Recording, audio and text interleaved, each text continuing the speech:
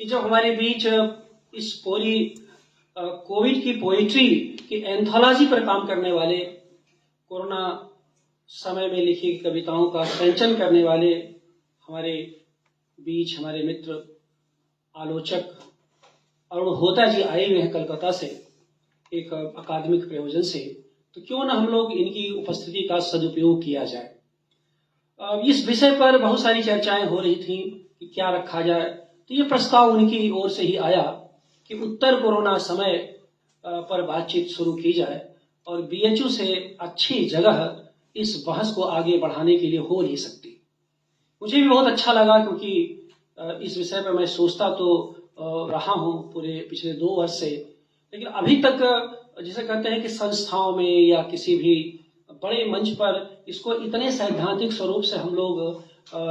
इस विषय को केंद्रीयता प्रदान नहीं कर पा रहे थे। लेखन के माध्यम से ये चल रही थी। आज उसी का परिणाम है यह संगोष्ठी, और उद्देश्य ये है कि इसके बहाने हम कोविड के समय और पोस्ट कोविड टाइम को लेकर के एक बहस शुरू करें, एक बातचीत शुरू करें। बहस का मतलब हम समझने की कोशिश करें कि क्या 2022 के बाद दुनिया में यानी 20 और 22 के बीच जो कुछ घटित हुआ, क्या दुनिया में कोई परिवर्तन हो भी रहा है या नहीं हो रहा है, और अगर परिवर्तन हो रहा है, अगर परिवर्तन समाज और समय और संस्कृति के स्तर पर हो रहा है, तो क्या कविता उसको रिफ्लेक्ट कर पा रही है, साहित्य क्या उसको बता पा रहा है। हम लोगों का फोकस आज कविता पर परिचर्चा करने का है, कविता के बहाने है, लेकिन आगे के दिनों में इसको हम लोग उपन्यासों के माध्यम से, कथा साहित्य के माध्यम से, कथेतर गद्य के माध्यम से भी चर्चा करेंगे। इस के यानी कविता केंद्रित इस आयोजन के पीछे एकमात्र उद्देश्य ये था कि आप सब जानते हैं कि जब कोरोना काल था और कोरोना का संत्रास से हम लोग गुजर रहे थे, तो सबसे अधिक जो साहित्य में सक्रिय विधा थी कविता थी, बल्कि एकमात्र थी। क्योंकि आपने देखा होगा कि ऐसे ऐसे लोग कविता के माध्यम से सोशल मीडिया पर आ गए उस समय, क्योंकि एकमात्र सोशल मीडिया ही मंच थी जिस पर कि आप अपनी बात कर सकते थे। जो सोशल मीडिया को पहले या तो हिकारत की नजर से देखते थे या उससे जुड़े नहीं थे, तो बुजुर्ग से बुजुर्ग व्यक्ति भी उस पर सक्रिय हो गए और उसमें वरिष्ठ से लेकर कनिष्ठ तक उनकी अपनी सक्रियता थी। जाहिर सी बात है कि हम सब कुछ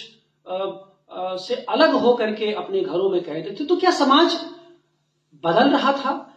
क्या हमारी संवेदना में कोई परिवर्तन हो रहा था, और ऐसा था तो उस दौर के साहित्य ने किस तरह से उसको लक्षित किया था।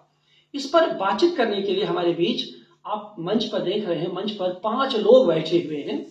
और ये पांचों अपनी अपनी पीढ़ी के महत्वपूर्ण आलोचक हैं। अब एक बहस भी देखिए, आपकी ताकत देखिए कि ये जो बैनर में लिखा हुआ है महत्वपूर्ण प्रतिष्ठित सुपरिचित युवा, इसमें संयोग से कोई वरिष्ठ नहीं लिखा हुआ है, तो नहीं तो अब इस पर भी मजेदार चर्चाएं हुई। ये सोशल मीडिया अच्छा लगा कि कम से कम बिटवीन द लाइंस भी लोगों को पढ़ने का अवसर मिल रहा है। तो ये अपने अपनी पीढ़ी के एक सब महत्वपूर्ण आलोचक हैं। इसमें प्रभाकर जी, जो आपके प्रभाकर सर हैं, वो धीरे धीरे कविता की ओर जा रहे हैं, मैंने कविता में डिपार्चर कर रहे हैं, कविता की ओर जा रहे हैं। तो ये बहुत अच्छा, और मैंने इनसे कहा भी है कि भाई आप कविता को संभालिए, आलोचना तो आपके पास पहले से है, अब कविता को आपको संभालना है। और कई अच्छी कविताएं प्रभाकर जी ने इस बीच लिखी हैं और हम लोग उम्मीद करते हैं कि बहुत जल्दी इनका संग्रह आएगा और उस संग्रह का ऐसे ही शानदार इसका लोकार्पण हम करेंगे। और आप इस विषय की, इस पैनल की, ये जो विद्वान वक्ता मंच पर बैठे हुए हैं, इनकी ताकत इससे समझ सकते हैं कि विशुद्ध इस अकादमिक गोष्ठी में हाल खचाखच भरा है। पीछे कम से कम 20-25 छात्र हमारे खड़े हैं, जिसे मैं क्षमा के साथ ही कह सकता हूं कि भाई जगह थोड़ी कम है, लेकिन ठीक है, जवान है, खड़ा रह सकते हैं, बाहर जाड़ा भी बहुत है, थोड़ी गर्मी ही लगेगी, तो आप जो है अपना धैर्य बनाए रखिएगा। तो इसी के साथ में अरुण होता जी का स्वागत करता हूं, भाई कमलेश वर्मा का स्वागत करता हूं, प्रभाकर सिंह हमारे बीच हैं, प्रभात मिश्र हमारे बीच हैं, संचालन कर रहे एक सुचिंतित वक्ता डॉक्टर विंध्याचल यादव हमारे बीच हैं। इन सब के जो मंच पर बैठे सबका मैं स्वागत करता हूं। इसके साथ ही मंच के सम्मुख बैठे हुए doctor Vivek Singh, doctor Mahendra Kushwaha, doctor Ravishankar Sonkar, ये कह सकते हैं कि हमारे हिंदी जगत के वर्तमान एक ऐसे चमकते हुए वर्तमान हैं जिनसे हिंदी परिसर का भविष्य बहुत ही सुरक्षित रहेगा या उससे निर्मित कह सकते होगा। तो हम सब हमारे बीच जो एक विद्वान साथी बैठे हैं, सबका मैं स्वागत करता हूं। आप सब छात्र हैं जो इस सभागार में उपस्थित हैं, जो सुनेंगे, और आखिर तक उम्मीद है कि इसको सुनने की कोशिश करेंगे, क्योंकि सबके अपने अपनी कविता को लेकर अपनी समझ होगी, अपनी बातें होंगी। तो मुझे लगता है कि कार्यक्रम के बाद आप बहुत कुछ लेकर के जाएंगे। अब जाहिर सी बात है कि मैं इस समय स्वागत के लिए खड़ा हूं, तो बहुत मुझे इस विषय पर नहीं कहना है, यद्यपि यह विषय मेरे रुचि का है, मेरे क्षेत्र का विषय है, लेकिन एक दो बातें केवल कह करके स्थापना स्वरूप जो है मैं अपनी बात समाप्त करूंगा। एक बात, जब ये बातें आप सोच सकते हैं कि जब एक पोस्टर गया सोशल मीडिया में, तो वहां पर एक बहस ये भी शुरू हो गई, और अच्छा लगा कि भाई कि अभी तो कोरोना गया, कहां उत्तर कोरोना शुरू हो गया। तो देखिए, ये जो पोस्ट कोविड का मतलब इससे नहीं है कि कोरोना का जब तक एक भी व्यक्ति इस संसार में रहेगा तब तक हम कोरोना को की उपस्थिति मानते रहेंगे, फिर तो वो 10 साल तक रहेगा, क्योंकि महामारियों के इतिहास पर काम करते हुए हमने यही जाना है तो कोई भी महामारी साल 2 साल में नहीं गई है, 1 दशक तक उसकी उपस्थिति बनी रहती किसी न किसी रूप में, लेकिन उसके लिए कोई भी समय इंतजार नहीं करता। हाँ, उसकी विकरालता से हम लोग बहुत हद तक मुक्त हो चुके हैं, लेकिन उसकी उपस्थिति से मुक्त होने में अभी लंबा समय लगेगा। हम उन आंकड़ों की बातें नहीं करेंगे जो कि अस्पतालों के माध्यम से हमारे बीच आए, जो कि समाज में इतिहास में दर्ज आंकड़े हैं। असल में हमारे उत्तर कोरोना समय में कविता की भूमिका पर चर्चा करने का उद्देश्य है कि क्या कोरोना के समय और उसके बाद जो समय चल रहा है उससे जुड़ा हुआ, उसमें कोई हमारे भीतर हमारी संवेदना में कोई परिवर्तन लक्षित कर पाए हैं हम या नहीं। क्या उसने हिंदी कविता की संवेदना को वैसे ही रखा जैसे उसके पहले थी, या उसमें थोड़ा बदलाव हुआ है, थोड़ा परिवर्तन करने की सामर्थ्य उसमें हो पाई है। मुझे लगता है कि जब ऐसा हम लोग सोचते हैं,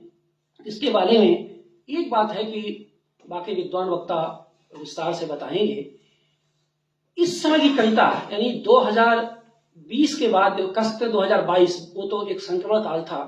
कि इधर के पिछले 2-3 वर्षों की जो कविताएं लिखी हुई हैं, उन कविताओं में आत्मनिर्भरता का तत्व तो कुछ अधिक दिखाई देता है।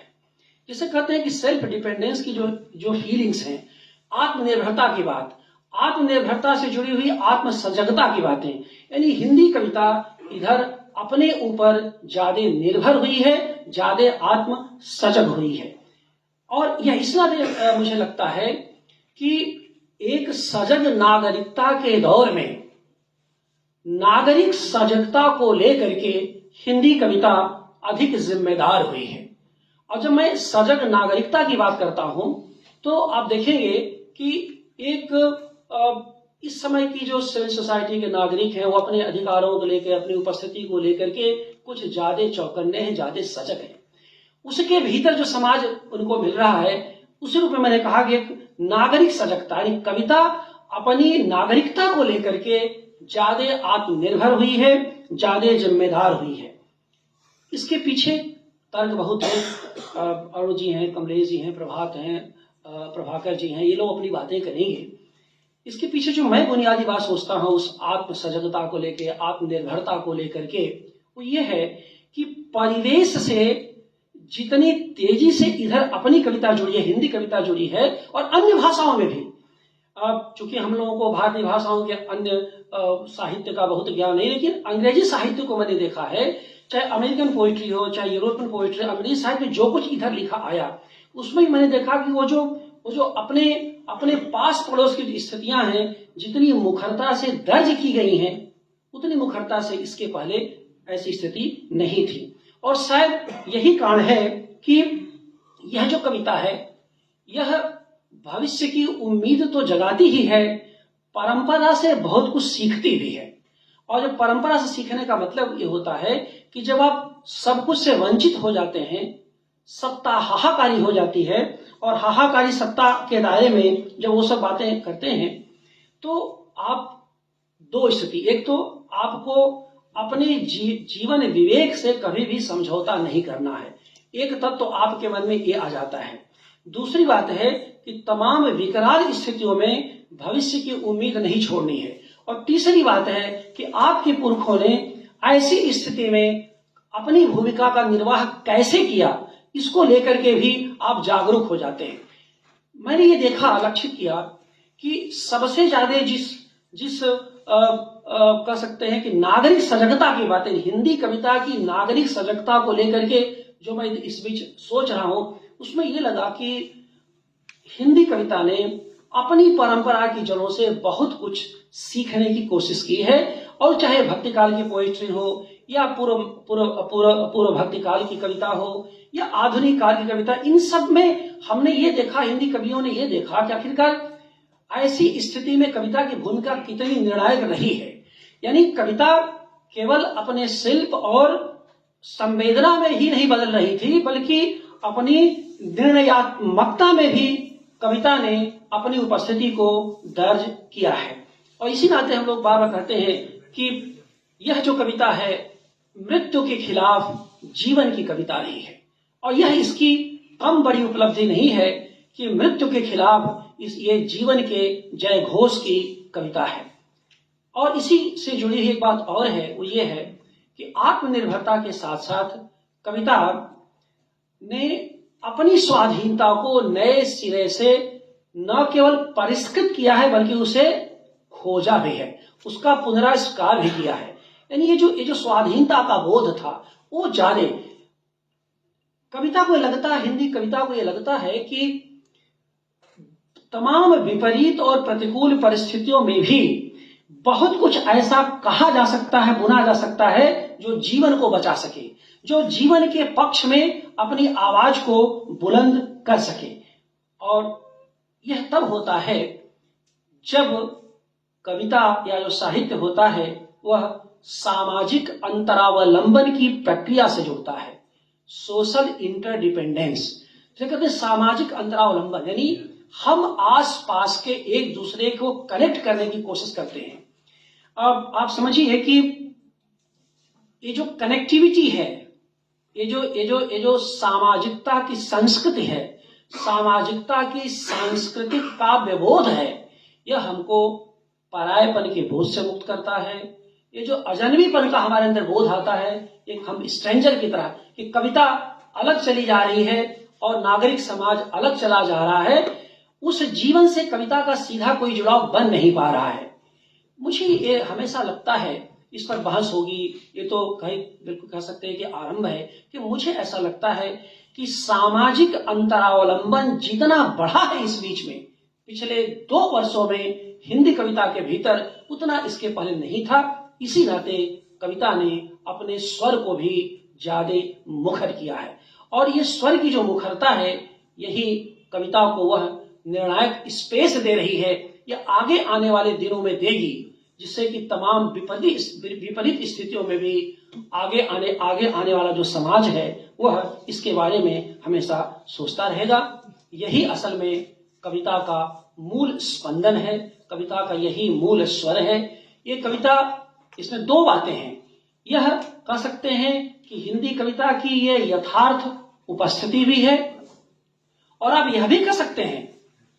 कि मेरे जैसे एक व्यक्ति की हिंदी कविता से अपेक्षा भी है। दोनों बातें हैं, यानी यह यथार्थ भी हो सकता है और यह अपेक्षा भी हो सकती है। लेकिन यथार्थ के दायरे में अगर हमारी अपेक्षा अनुकूल हुई, कुछ विशेष हो चुकी, और जैसा हमने चाहा उस दिशा में अगर और तेजी से साहित्य और हिंदी कविता बढ़ सके, तो मुझे लगता है कि हमारी संवेदना में और सघनता के साथ विस्तार होगा, जिसे कह सकते हैं, और बहुत दूर तक ये बातें जाएंगी। इस पर बहुत अवकाश नहीं है, आगे लोग कहेंगे, लेकिन हिंदी कविता का इतिहास तो कम से कम यही संकेत करता है। और मैं हिंदी कविता के इतिहास के दायरे में जब सोचता हूं तो मुझे लगता है कि एक समय है जो अब 2020 के बाद नई आहट दे रहा है, नए परिवर्तन का संकेत दे रहा है। और मुझे लगता है इसी के बीच कुछ बहुत ही महत्वपूर्ण काम किए जा रहे हैं या किए जाएंगे। आप सब आए हैं, अभी हमारे बीच डॉक्टर नीरज खरे, प्रोफेसर नीरज खरे आए हैं, डॉक्टर शैलेंद्र सिंह आए हैं। हम दोनों इन मित्रों का अभिवादन करते हैं, स्वागत करते हैं। बहुत बहुत धन्यवाद।